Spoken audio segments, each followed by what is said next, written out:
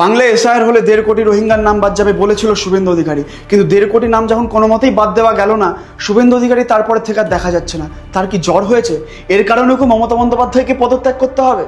BJP নেতাদের মমতা বন্দ্যোপাধ্যায়ের পদত্যাগ চাওয়াটা যেন আজকে একটা ট্রেন্ডে হয়ে দাঁড়িয়ে পড়েছে। মানে আজকে বঙ্গ বিজেপির কোনো নেতা যদি শরীর খারাপ করে তাও মমতা বন্দ্যোপাধ্যায়ের পদত্যাগ চায়, বঙ্গ বিজেপির কোনো নেতার আজকে হাত পা কেটে গেলে তারা মমতা বন্দ্যোপাধ্যায়ের পদত্যাগ চায়।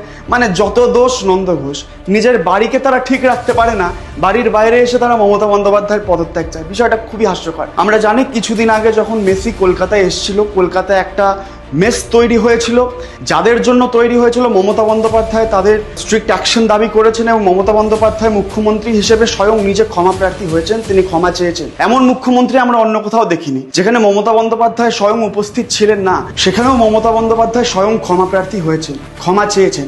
এমন মুখ্যমন্ত্রী আমরা আগে কোথাও দেখেছি? আমরা এমন মুখ্যমন্ত্রী আগে কোথাও দেখিনি।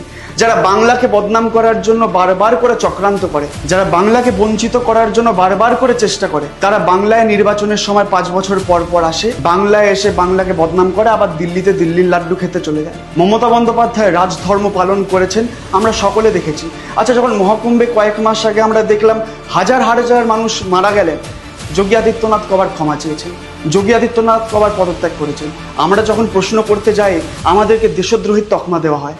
প্রশ্ন করুন, মানুষ জেগে গেছে।